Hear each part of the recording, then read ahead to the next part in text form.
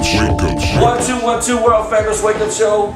Another masterpiece from my man RZA, very limited edition art poster series of art prints. My man did it again, once again, man.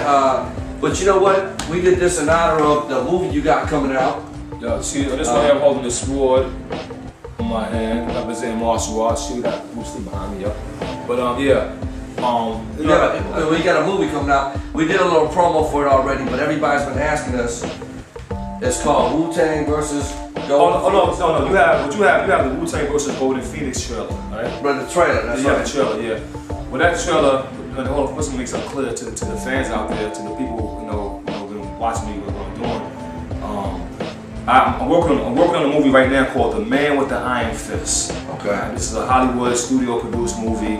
Me and my buddy Eli Roth came together and put together a crazy screenplay. Eli's going to produce it. We both were mentored by Tarantino, and he gave us the blessing to work together and do this film, my first studio film.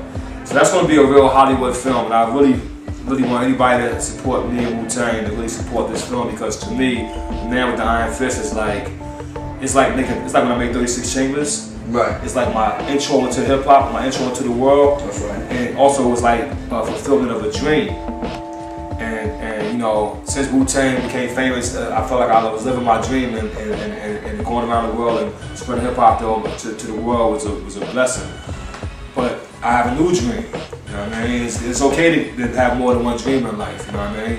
As you complete one, and some people don't even see their dreams come true. So I want to thank all the fans out there for helping my dreams come true, helping the whole Wu-Tang Clan dreams come true, because it's y'all support that makes corporate America invest into us and to make us be able to live out our dreams. Right. But this other dream that I got, it's been bubbling in me for a long time. I've been studying over 5 years of study, 7 years of dedication. It's The Man with the Iron Fist, my first directorial debut with a Hollywood studio.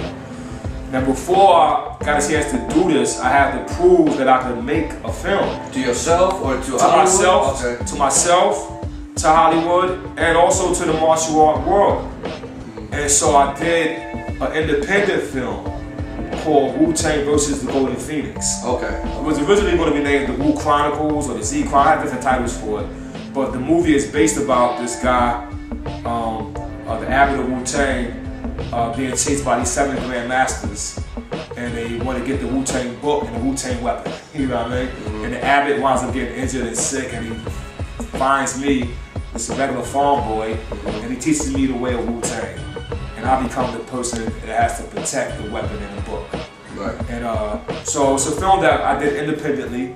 You got the trailer online right now. Right, the trailer online on WhenArtImitateLife.com. Yeah. That's right. And what I did, what makes this thing kind of special, it's independent, it's like when I was watching Kung Fu flicks growing up, you had a couple of different styles. You had the Kung Fu flicks from the 70s, right? That was like Mystery of Chess Boxing and 7 Grandmasters and Snake and Eagle Shadow and those kind of things, where it was more like in the countryside. Then you had the Shaw Brother Kung Fu films like Five Deadly Venom, Kid with the Golden Arm. Right. Then you had the 90s where you had Jet Li doing The Sportsman and Once Upon a Time in America.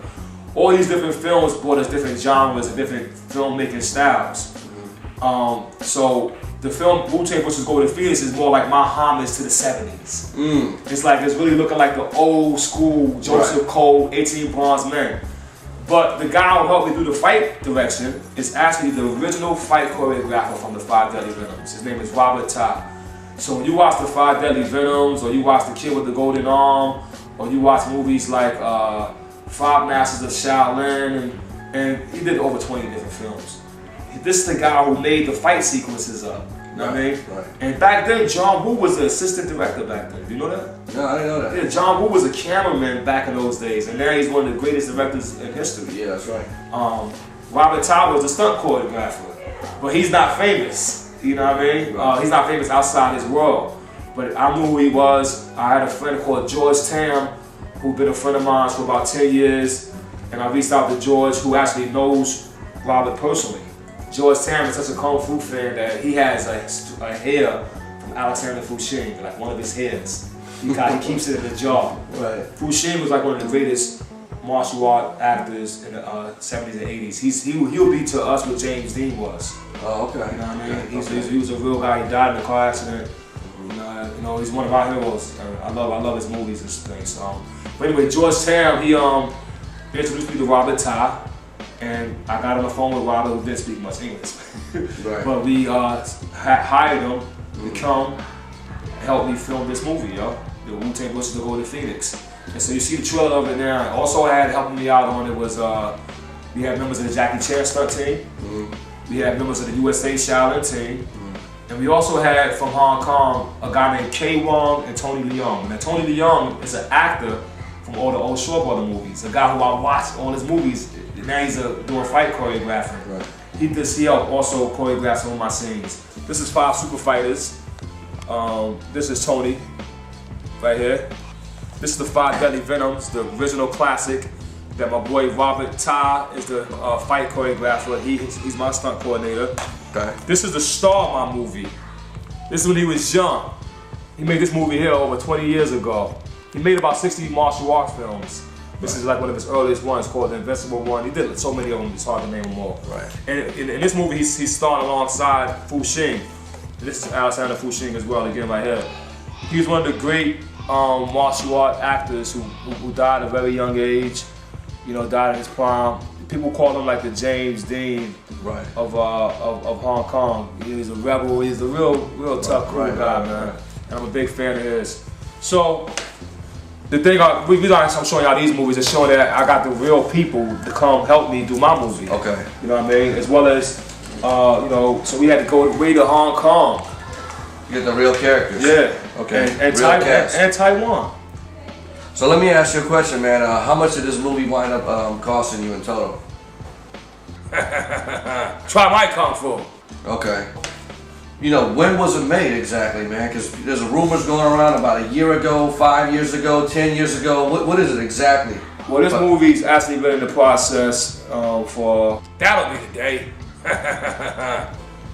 Okay. Now, there's a rumor that one of the cast members died on the set. Is it true that it was an actual something? There was a big fight scene. There was a couple of fight scenes, but one fight scene, a cast member really got. May you rot in hell. And when is this movie coming out exactly? What's the release date? Yeah, I'm not sure if I'm going to put it out before The Man with the Iron Fist or after The Man with the Iron Fist. So I'm talking to my partners and my comrades to decide when. What other influences did you have while making this movie, or what other thing influenced you about making this movie besides the whole 70s feel and the look? Well, also when I was a kid, you know, I used to watch Kung Fu Theater on TV. You ever see Kung Fu Theater? That's right. I'm quite sure us as kids, we all had Kung Fu Theater. Right. So also the film is made as if you're watching Kung Fu Theater.